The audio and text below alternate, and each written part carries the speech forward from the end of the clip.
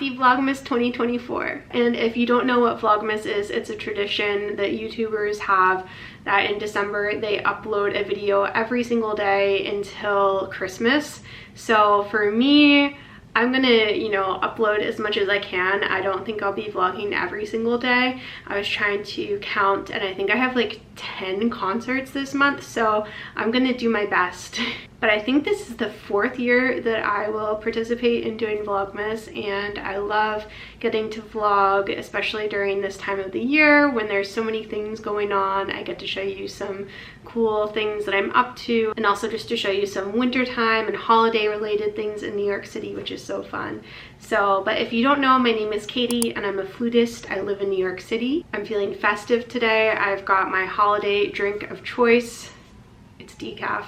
Today is the day before Thanksgiving, and I thought that I would just get things rolling a little bit this year just because I do have so much coming up in December, and I want to make sure that I give myself enough time to edit and put some videos out there for you all. So today we've got a lot to do. I've already been up since like 7:30, which for me is early. As a musician, it's early. We go to bed late because we have concerts at night, rehearsals at night. Anyway, I woke up at 7:30, which is big for me. But I've just been running errands, doing a lot of things that I need to get done before we leave in a couple of hours to go to Pennsylvania to spend some time with my family for Thanksgiving. I need to clean up my flute studio. It is a mess in here. You can't really tell from here. You get a little glimpse of it over there, but just like my desk, it's a mess. There's a lot going on here. So when we get back from Pennsylvania, I do want to put up some Christmas decor, especially here in my flute room in my office. And I want to make sure that everything is really clean now so that when we get back, it's just easy to put things together. But before we do anything, let's warm up a little bit. Let's do some practicing. I just know that I'm going to feel better if I can get some of that out of the way.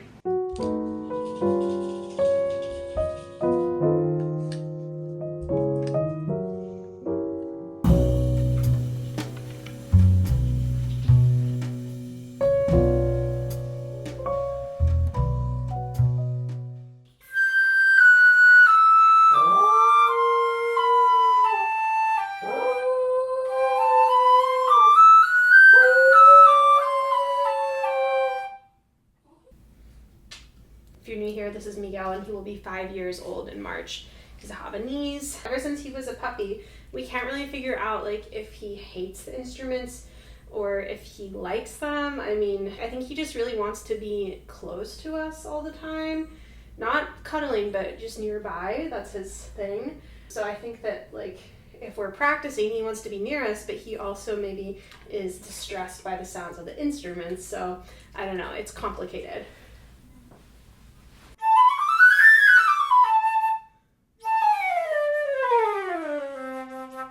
Now is normally the moment where I watch Netflix or YouTube while practicing my chromatic scales. It's sometimes the only thing that gets me going and motivated to then continue practicing. So shh, don't tell anyone.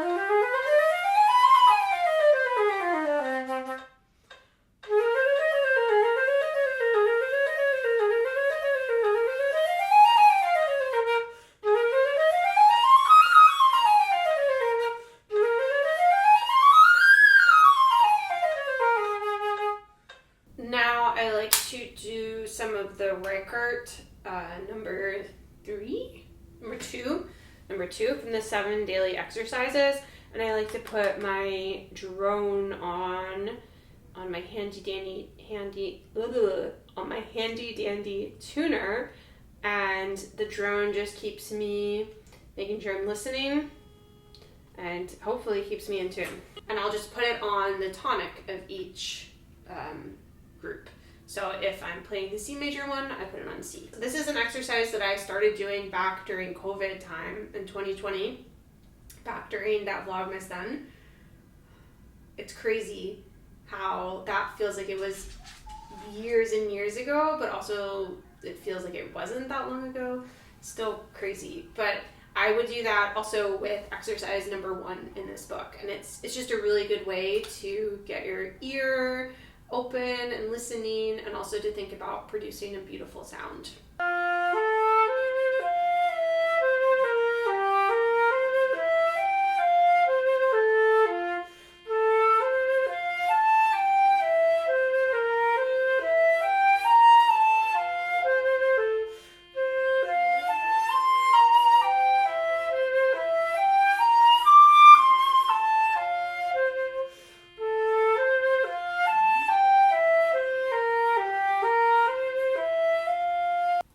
This is the time where I like to get my piccolo out and play some notes on there. I started doing this warm-up routine back in the late spring and early summer when I was preparing for an audition.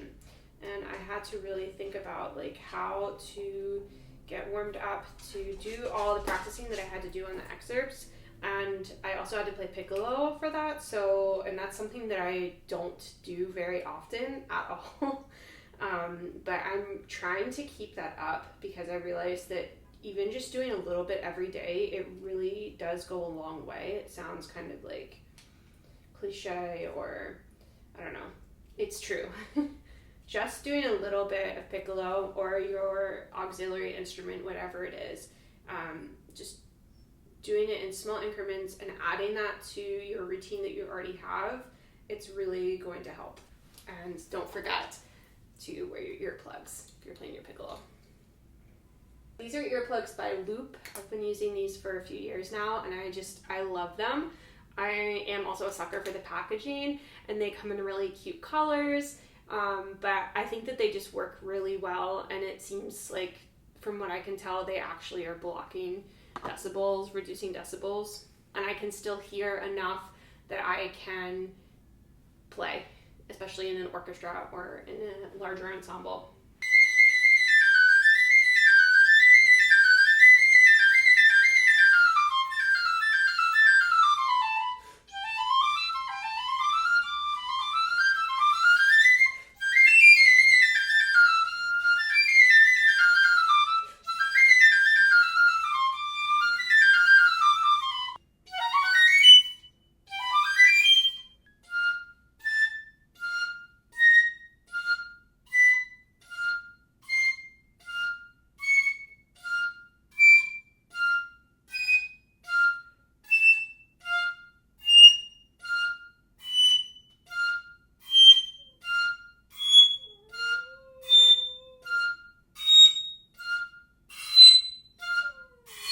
I'm so proud that I can get all those high notes. I don't know how much of that I'm going to include in here, but I've been consistently getting out the high C, the high B flat, and I really did not think of myself as a piccolo player until recently when I took some piccolo lessons, and I was like, okay, like I need to learn how to play this thing, and it's really just a small flute.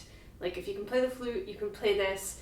It just takes a little bit of adjusting, and it takes practice. I think I also just thought like, oh, I'm not good at that.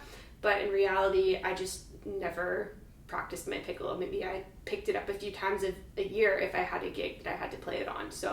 But like I said, I'm trying to be much more consistent with this so that when the time comes that I have to play it, that I can feel more comfortable. And I'm definitely not super comfortable yet, but it's a lot better than it was just earlier this year. So this is your sign if you're watching this and you've been avoiding your piccolo. It also helps that I did get a new instrument, and it's a lot better than my old one, and I'll talk more about that maybe in a later video too if you guys are interested.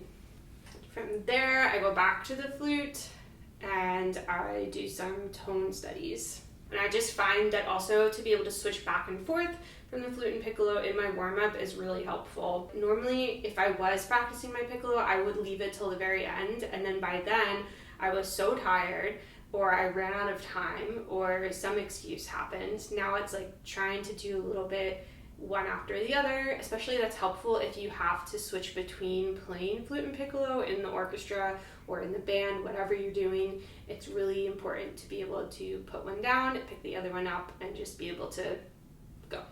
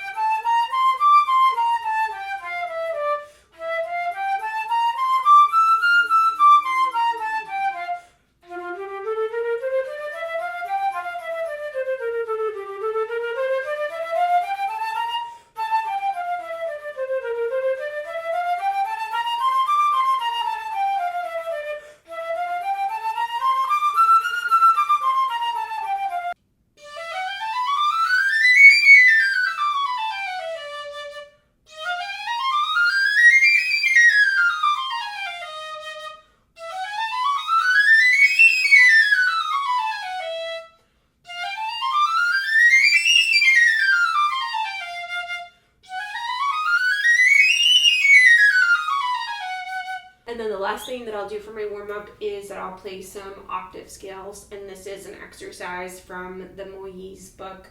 I forget which one, but I'll link it below. And I also like to put the drone on or the tuner on for this. The tuner's on the whole time. These are really good for embouchure flexibility and intonation. And honestly, I haven't done them in a while because I just haven't had time to do my entire warm-up plus everything else that I've been having to do. But I'm trying to make it a priority in this coming month because this exercise is just really so good.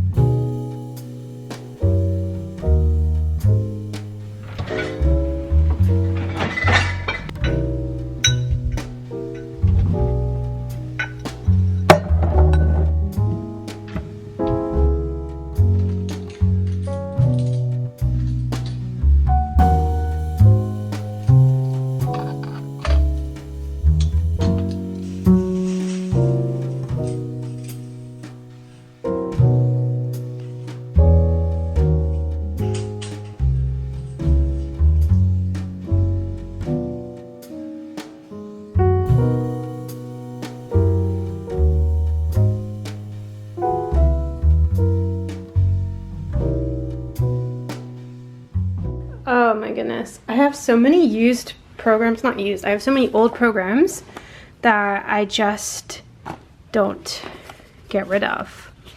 What do you all do with your old programs? Right now we have like a huge box of them in storage because Jeremias had to collect them for when he was applying for his artist visa. He had to prove that he was a working musician. So we have all of his and then all of mine, and I don't know. I don't want to get rid of them. I guess I don't need like 4 copies of the same thing. Maybe I'll get rid of some of those and save the rest, but I don't know. I'm just thinking like, it's nice to have these to look back on, but what happens in like 30 years from now after we've accumulated all of these programs? So maybe just keeping special ones. I don't know. What do you guys do? I'm so nostalgic, so sentimental. I had to clean out some stuff in my childhood room a few years ago. I had to get rid of the pencils in my desk, and I was just like bawling. I couldn't get rid of them because I'm like, I remember this one from kindergarten, and this one I had a sentimental attachment to, and this one has a memory. Like, I'm not a hoarder, but I'm just very sentimental. So something about like objects that just bring you back to a time. Is that hoarding? So I think for now we're just gonna put these in the box. It's a later problem, honestly. That's one of my goals for the new year, is to go through all this stuff. And now it's time to go through all of this, which is just sheet music that's accumulated that should really be in here, but alas.